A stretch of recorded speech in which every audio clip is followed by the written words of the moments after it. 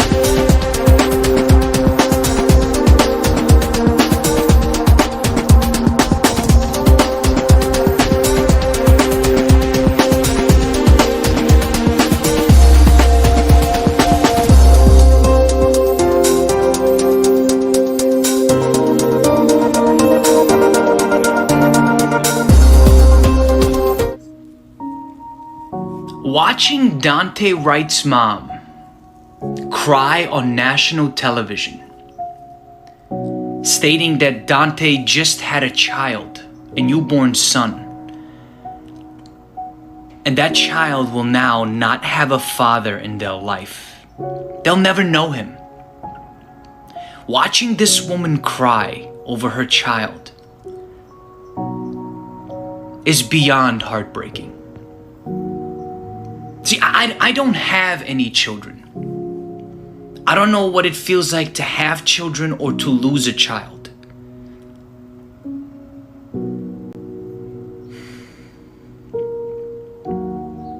But I truly cannot imagine how she feels. I would be broken forever. Well, good evening, everybody. This is Dr. Sims, host of the Dr. Sims Daily Show. Welcome to a special edition. We came on this time today based on the schedule of my guest. He's very busy. He's a content creator. He's an influencer. And my people talk to his people. And we scheduled this time together. And good evening, Facebook. Good evening, YouTube. Good evening, Mama. Hey, Jeremiah. Hey, Ashton. What's up, Swizz? What's up, Miss Wilma? What's up, Miss Vanessa? I had to give all my peeps a shout out. But without any further ado, the man, the legend, the ghost. I told him a few minutes ago, he's like a superhero. Dude, what's up, Ghost? How you doing, man? What's going on, Dr. Sims? Sir, thank you very much. First of all, I know you do it at 10. I hate to have to do it this late, but I appreciate it. I really do. Well, listen, man. I just thank you first of all for being so kind-hearted to spend a few moments with us, and thank you for being in front of my audience, and I thank you for bringing your audience here as well. It's just so good to see you, man, and people giving you shout outs and everything, man. I appreciate it. Hello to everybody that's here. Yeah, I can't see the comments, but I will wait. Yeah, I know, right? I know.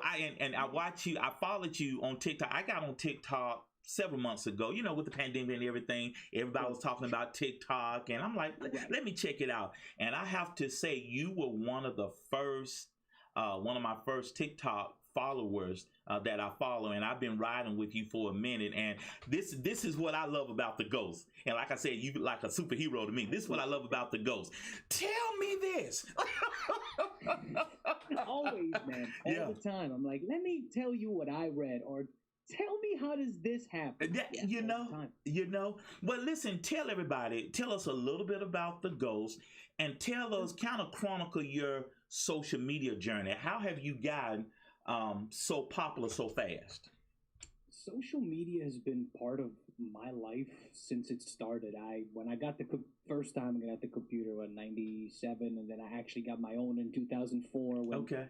social media like MySpace started really rolling in, and then obviously Facebook came in. And during the Facebook era in 2007 or 8, I started being interested in being in music, being in bands, and I actually was professionally in a professional band for maybe 9 years or so. How We were about that? playing and we had records. Yeah, man.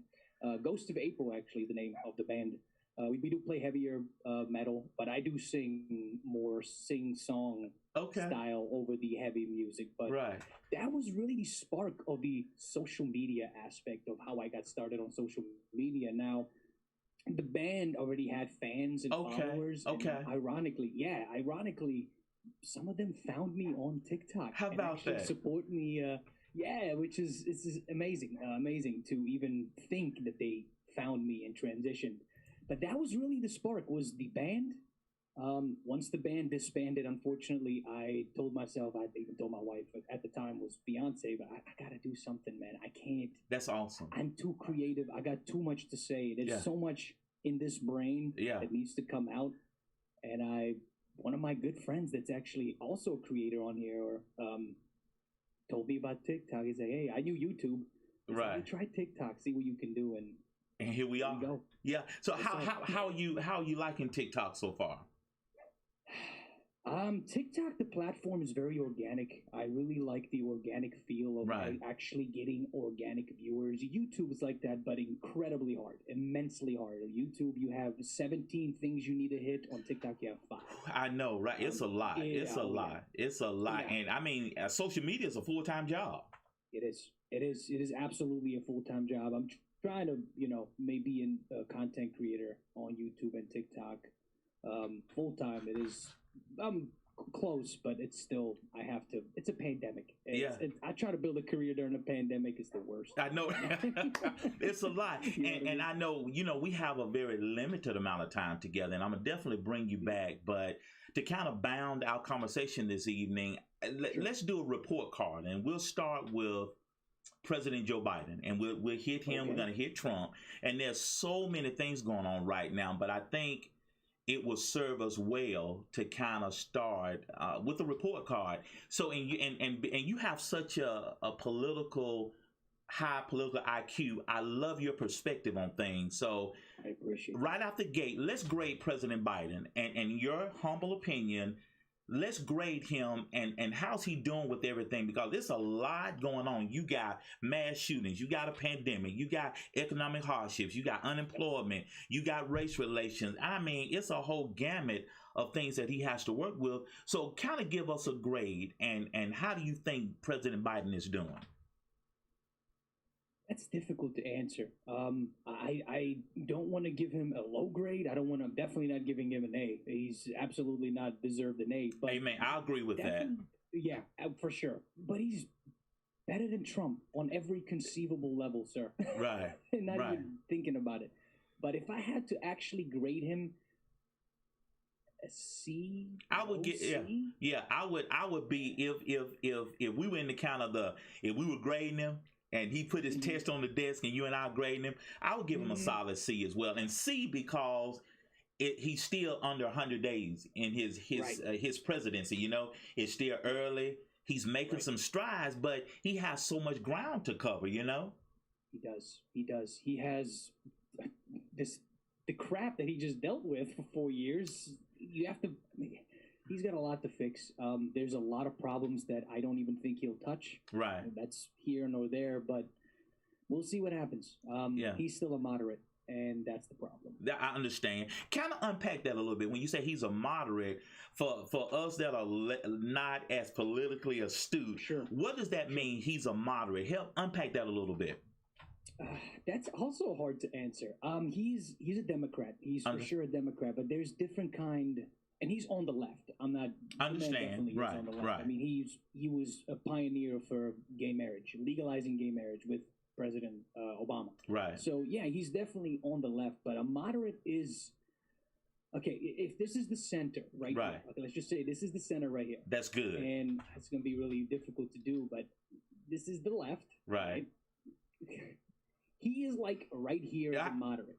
He's like very low Right. conservative. I understand. Immensely low conservative. Right. It's a moderate Democrat. They're Right, still right. for their pocket. They're there for their money. They're there for their friends in the pharmaceutical companies. Right, I understand. So basically, being a moderate, he's not gonna make as many people as mad. He's kind of trying to find that little sweet spot. You know what I'm saying? He's kind of, Right. you can't be really mad at him. You can't be not mad at him. You know what I'm saying? Right. That's really it. No, you're right. He's trying to please everybody. He's like almost center. He's trying to please everybody, but you can't. You have to pick one, and it's not work. We've been squeezing in the middle for decades. So sorry, it's time to either do this or nothing. Hey, man, that's good. I got a question from the audience. Yes. How much of President Biden's policies are impacted by Bernie Sanders? I hope a lot. That's the hope. I'm hoping that he takes. I hope Bernie is in his ear because he's the budget chairman. That's right. I think he's still. I'm hoping. Yeah. I think he's you're right. Yeah, for sure. I hope he's in his ear. I hope Cori Bush is in his ear. I hope AOC. Yeah. Cortez. I hope she's in his ear. I hope that they're all telling him like, yes, infrastructure. Yeah, that good infrastructure, good. Yeah, so that that $2 trillion plan, infrastructure plan he's put out, that kind of made a lot of people clutch there. You're like, whoo. It's like, what are y'all doing? Like, look at China and Japan. Look at Japan. Let's just say Japan. Look at their infrastructure. They're laughing at us, doctor. Yeah. They're laughing at us. We have roads with potholes still, and where's our money going? Right. I feel you, man. People, that's where it's going. Yeah. Serious. It's disgusting. Yeah, It's you're disgusting. right. Okay, so that been okay. Biden got a C. Now I already Low know C. where I low C. I already know where you're Low going C. with this other paper we got to grade. You told me this. I'm like, do I actually have to grade him? You want me to grade him? Yeah, grade him and be objective, but grade him. I mean, get the red pen out. Let's go. How would you grade the 4 years that President Trump, former President Trump, was chief? He was our chief. He was the head man in charge. What kind of job do you think he did? Sir, honestly, he's lower than F, but if I have to give him an F, he's a 0. He gets a 0. You don't even get a letter. But if I had to, on a grading scale, he's a really, really bad F, man. He's not good at all. The moment he stepped in, it was over. Yeah. I was petrified. Not for me. I'm a white guy. I'm Gucci, man. I'm afraid for everyone else. I understand. You know what? That is a great point. And Sarah asked a question, and you could have done so many things as far as being an influencer. But she said, "Why did you choose to be a political influencer? What kind of shape your reasoning there?" Okay, I'm gonna answer as quickly as I can. I went to school I went to college for American history. Okay. And I have, which is actually specialized between 1840 to 69, and I'm actually specialized in African American history, which is a sub thing that I picked in college. Okay. Because I knew how dark the history is. I'm like, I'm gonna pick the darkest history America has. Wow. African American history, super dark. You should know. But that was really the trigger. I already was interested. I remember I voted for Obama first time, second time. So I was already in it. I was super left because of Europe. Europe is really left. Right. But there was one spark. That really took it. And that was the primary. 2015 primary. Wow. When I realized that Donald J. Trump. He's literally, I just saw his roast on Comedy Central, and now I'm running for president. No, I saw that too.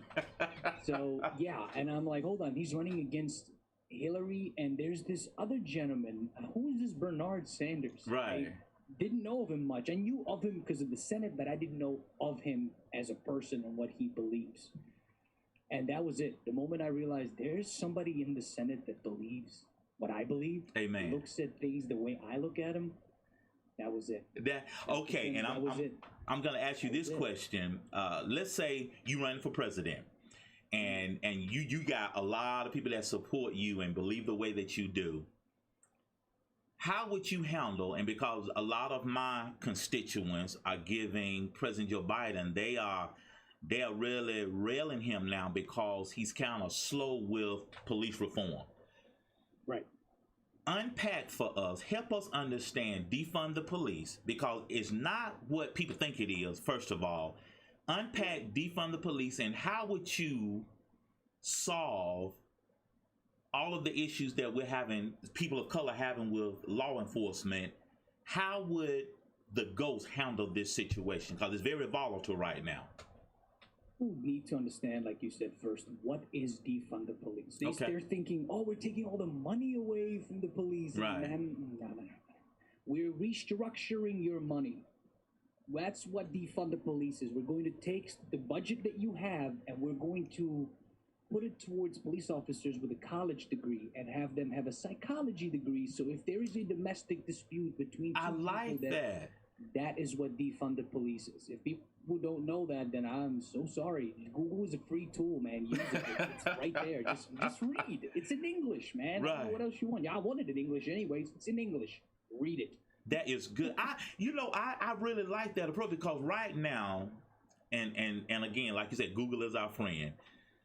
What are the requirements to become a policeman? And I like where you're going. You're saying we need to have more stringent requirements for people. If you're going to be a law officer, if you're going to be a policeman, if you're going to have that kind of authority, you really need to be somebody that's kind of thoughtful. You know? Absolutely. And they, Dr. Sims, they literally, they go for all the military guys with the PTSD that just know what killing is. Wow. That's it. I mean, I'm serious. Wow. Most of the police have a lot of ex-veterans.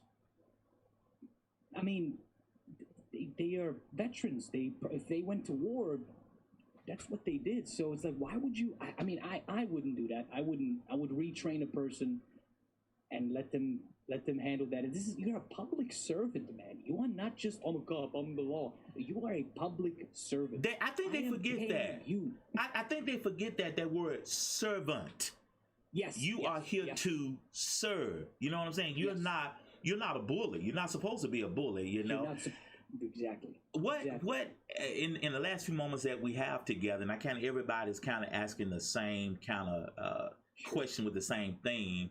But what and I think you touched on a little bit with what you studied in college. How did you become so passionate and compassionate? What is that thing in Ghost that makes you so caring about people? Why do you care about people so much? I told my wife about this question and I was like, baby, I don't even know how I could answer this. And she was like, what about this thing? And I'm about to tell you about this thing. Okay. I was born and raised in Europe and in a small country called Bosnia and Herzegovina. In 1992, this is a long story short. Take your time. Take your time. A war broke out in my old former country between three ethnic groups: the Orthodox, the Catholics, and the Muslims. Wow. Those are the three people that fought. Yes, they were all white, but this was still I would put both of those on any kind of ethnic cleansing is equal to slavery to me. Those are almost identical because you're killing Right. a certain group of people. Right. It doesn't matter which way you do it. It's wrong regardless. So my country tore apart. We fell Wow. apart, and because of what my family was, Muslims, or what they are, Right. we Wow. were forced out of our house. My grandfather and my uncle spent 48 days, I believe it was 48 days, correct me if I'm wrong, my mom's in here, 48 days Wow. in a concentration camp in Bosnia and Herzegovina, 3 miles outside of our town. That is the biggest spark. Being a person that's 32 years old, that's traveled because I had to, not because Wow. I wanted to. I was forced to travel the world because of reasons that changed my life. And that was the spark. There's no way I can even be on the right, any concern. And what I've experienced makes me laugh, makes me a more compassionate person because I've seen it.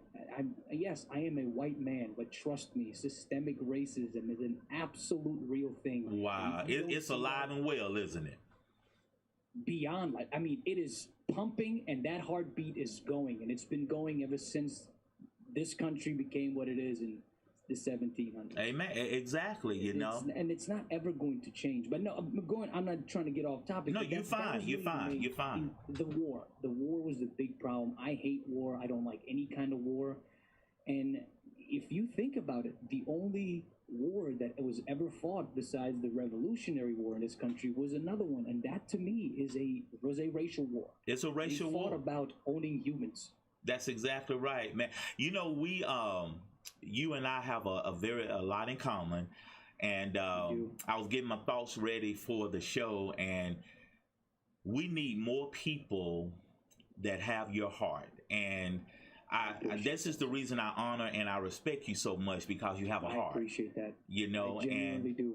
And I really honor you tonight, man. And I just hope you just blow up. And I want everybody to hear what you got to say, because you care, and it's not enough of that in the world. And that's what the world, we need. And in one of my favorite books, and I talked about it this morning, treat your brother, treat your sister like you want to be treated. Ain't that the truth, man? Ain't that the truth? Seriously. It's really not that hard to be nice. It's not. It's really not that hard to have some kind of understanding, a common ground. And I'm gonna just say this. Come on.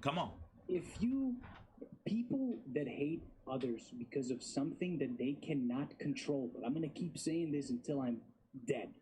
If you hate someone for something that they can't help or control, such as religion, creed, right, color, right, etc., you're an idiot. That's right. You need to rethink your posture, because that is so good. I'm sorry.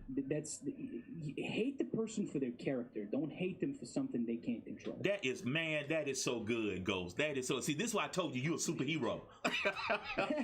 Thank you, sir. I appreciate you. Thank you for your kind words. Hey, man. Well, listen. Tell about a little bit. How long you been married, man? You're not an eligible bachelor anymore, man. You all married and love booed up. And how long you been married? I have been married now a little over 2 years. Okay. December 15th was the anniversary. Thank you, sir. I got lucky, man. I believe it or not, because of Trump, I got married. It's hilarious. I knew my wife from middle school. Oh, wow. She posted something on Facebook. And I commented on it, sent her a message, and she's sleeping here on the other side. Now okay. She's married to me. But that's awesome. That's awesome. Lucky, Dr. Sims. That is awesome, man. What's next for you? What's next for the Ghost? What's on your agenda for the rest of the year? What's kind of your roadmap? Where you going? Where you heading? Talk to us. So, I mean, obviously, I'm focused on TikTok, and I am focused on another project of mine. It's really going well. We got a publicist. I actually have a film podcast called Goin' Hollywood. It's GOIN' Goin'. Going Hollywood. We have Larry Hankin on the show. I don't know if he's a dude from he was in Home Alone, the donut guy. Yeah. He was on the show. Okay. Bruce Valanche, she wrote for the Oscars for 20 years. So we have a film podcast, and it's great. Check that out. That's a big thing that I'm working on. And my TikTok, obviously my TikTok, my political stance, I'm doing a little true crime on my Ghost_2.0. I have a true crime channel as well. Okay. My primary channel is my main focus. That is so good, man. Well, listen, thank you so much for being here this evening, man. Yes, and everybody is excited to have you tonight, man. You pretty awesome, Ghost, man. I really appreciate you, man. Listen, real quickly, tell everybody how they can follow you on your social media platform. Sure. Yeah, everything is just the Ghost 88. Some places like Instagram has I have the dots between the Ghost, but just search the Ghost 88. You'll find me everywhere. I have a Patreon if you like to support the content and get it going. That's the best way to support content creators. There is no other way to even do this as a career without the third-party Patreon. Amen. Check that out if you're able to, and check out Going Hollywood. Going Hollywood with the apostrophe. Going Hollywood, man. It's going places. We just got reviewed by a guy, and he That's good. It's a 7.3 out of 10. So that is good, man. Well, listen, so proud of you, man, and just know. I'm gonna be following you, man. And every time you post a TikTok, I'm gonna be checking it out. Let me tell you this. Every time, man, people go. I'm losing my mind here. This country is making me go crazy. Amen. Amen. Amen. I really appreciate you, man. Well, listen, everybody, that was The Ghost, and y'all follow him on all social media platforms at The Ghost 88. And listen, we got to run to a quick commercial, and we'll be right back. Hey now, if you'd like to donate today to the Dr. Walter Sims Show, please donate at Cash App, $Walter H. Sims. Yes, that's Cash App, $WalterHSims.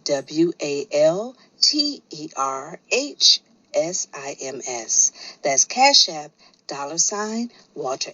Hey guys, if you have not done so already, go to my YouTube channel. Most of you on there right now. Make sure you hit that subscribe button. It only takes you a second. Turn on that bell notification so you know when I go live. We're on our way to 1,000 subscribers. We're almost at 500.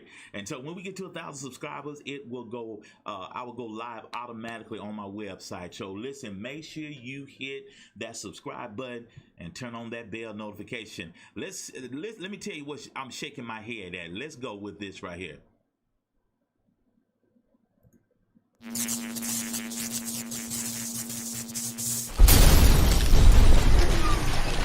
It is so much going on right now. One of the recent defense witnesses, a former police officer, use of force expert, said Darren Shaven's actions were justified, but the prosecution got him all miscombobulated. He finally had to admit that Derek Chauvin did use excessive force, and especially after George stopped moving, he admitted that he should have changed his tactic, if you will. But this makes me shake my head that the defense is simply trying to disprove what all of us saw last May, that Derek Chauvin used excessive force, and he knelt on George's floor for over 9 minutes. 9 minutes and 29 seconds. It was first thought that it was 8 minutes and 47 seconds, but over 9 minutes. And nobody in that courtroom had said, let me show you Exhibit A. Let me get a volunteer. Let me lean on somebody's neck for 9 minutes and 29 seconds. It makes you shake your head. Okay? And so we'll see what happens. We'll see what happens. They're getting close to the end of this trial, and we're going to see what happens. Let's review. I thought I was going for my taser. I could have sworn this was my apartment. How were we supposed to know that 12-year-old had a toy gun? Yeah, he said he was going for his wallet like I told him to. But how was I supposed to know he was actually doing that? He could have been going for a gun. What do you mean I'm not supposed to kneel on somebody's neck for 9 minutes? He was selling loose cigarettes. How are we supposed to know he wasn't heavily armed? Yeah, I mean, sure. So we had the wrong apartment, and the people we were looking for had actually already been arrested. But, she shouldn't have been there. So it's either you can be completely incompetent and we will allow you to continue being a police officer, or we will not properly train you to do your job. Either way. Now, let me tell you what I think before we go to my 2 cents. And y'all write this down. This is April 14th at 6:30 p.m. Mark, write this in your notes. And remember when I said it. And I was getting ready for Bible study this morning. And this is what I believe is going to happen. It's going to be a hung jury. And Derek Chauvin won't be charged. We'll see. But mark my word that I said it this evening at 6:30 p.m. on April 14th. Mark my word.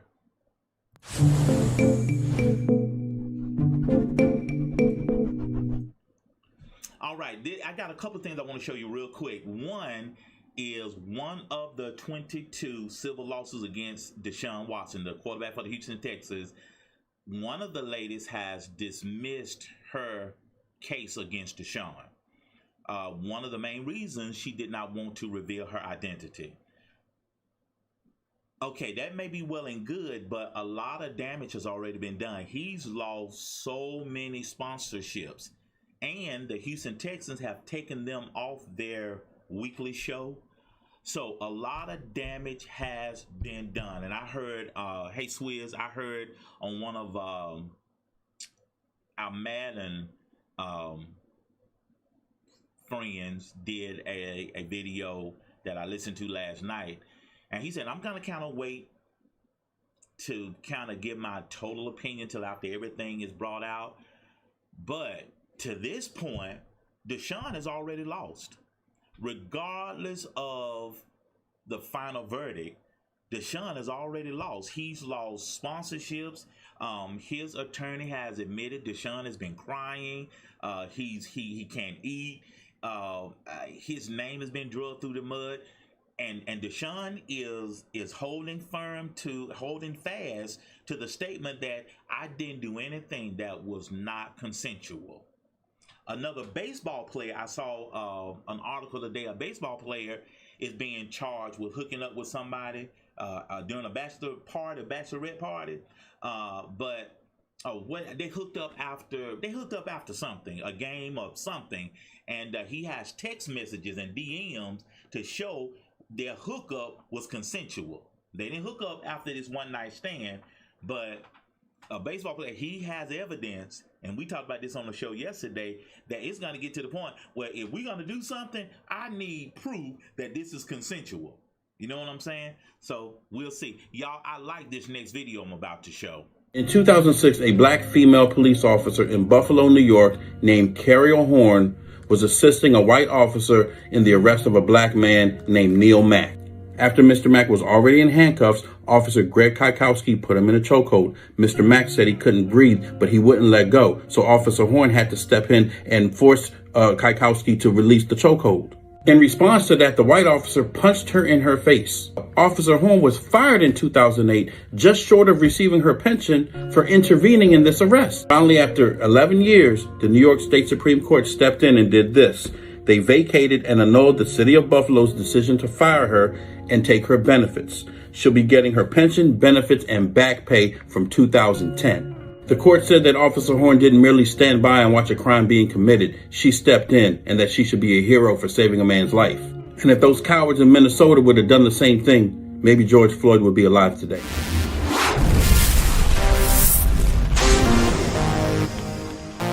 All right, your power word for the day.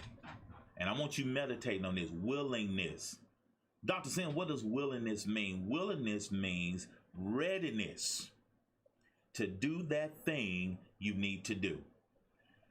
A lot of times, it's not the complexity of that thing that you need to do. It's that you got to have the heart to do it. Last night, I reunited with a good friend of mine, Swizz. He's in the chat room now, Biggie Lives. And we had a tough conversation last night, and I had to apologize for a few things.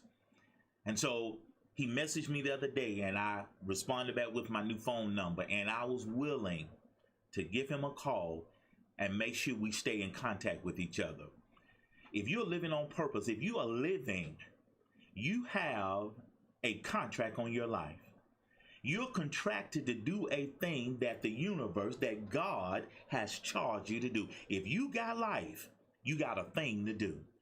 And really what's on trial tonight is that you have the heart to do what you need to do. It's not going to be pretty a lot of days. It's going to get ugly sometimes. It's going to be tough. But if you got the heart, if you got a made up mind, that's what Big Mama used to say. If you got a made up mind, in the words of Diana Ross, ain't no mountain too high, ain't no valley too low, ain't no river too wide that's gonna stop you from doing what you need to do. We applaud people like Ghost, like Dr. Sim, like Liz, like Miss Vanessa, like Swizz, like Preacher Jeremiah, like Wilma, like Maddie, like people follow me, like Noah, like Liz, like a lot of people follow me tonight. Hey, we praise people that take it a step beyond, that don't give up, that when they get up has gotten up and gone, they just reach a little bit deeper and they strive a little bit harder because they have willingness. Where does that come from? Well, a lot of people go for a lot of different reasons. You heard Ghost's testimony. I have a testimony. This is what I've been called to do. to be a motivator, to be a life coach, to be a pastor, to be a preacher, to be an author. That's just what I've been called to do, and it follows me everywhere I go. So that's your word for the day. How willing are you to do that thing that you need to do? Let me coach a little bit real quick.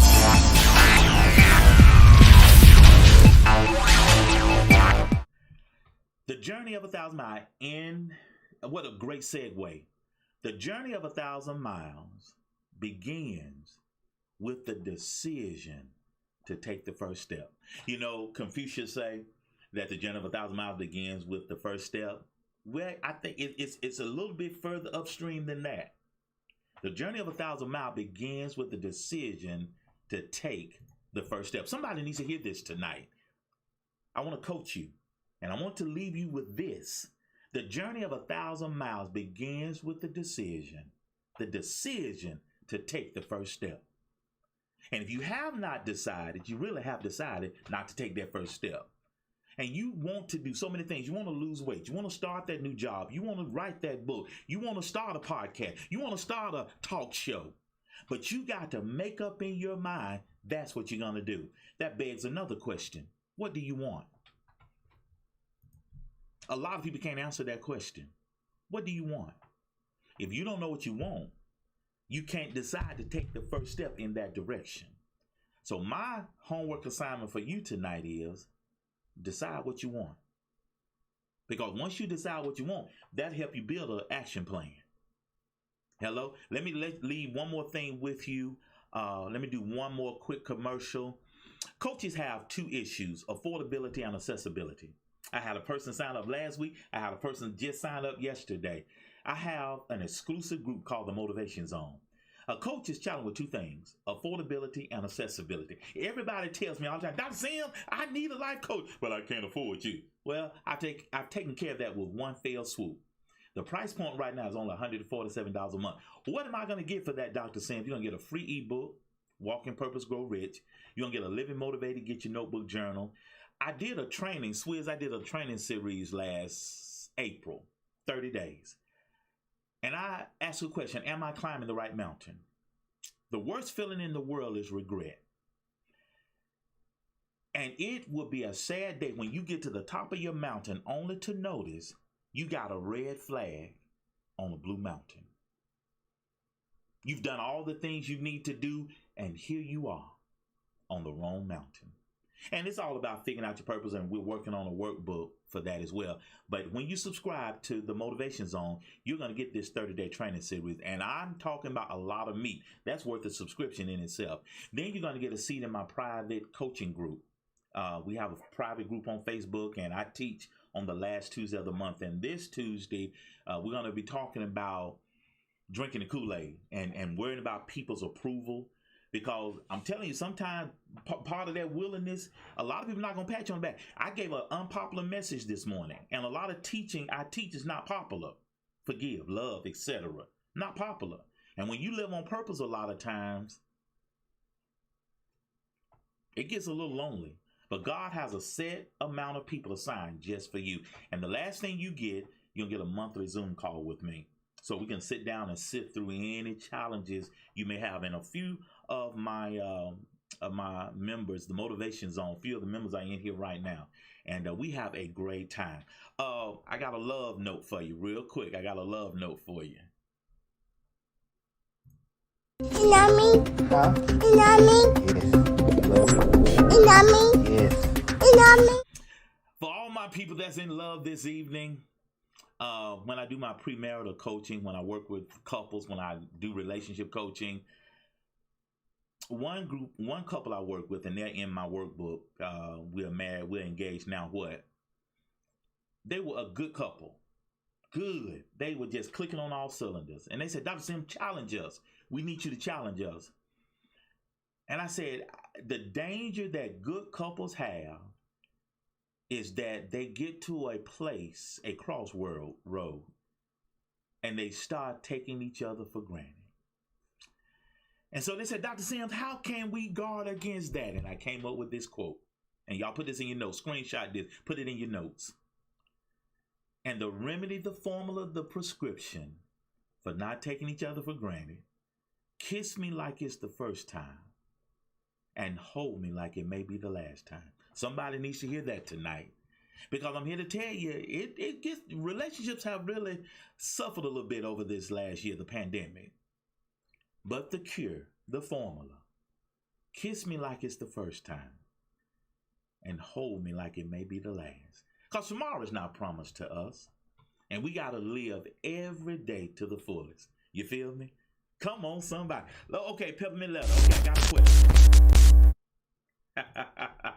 Dr. Sam, should I give them a second chance? Because we've been dealing with forgiveness. What else are we supposed to do as believers? And that's forgive. Should I give them a second chance? A third chance? A fourth chance? Should I forgive them, Dr. Sims?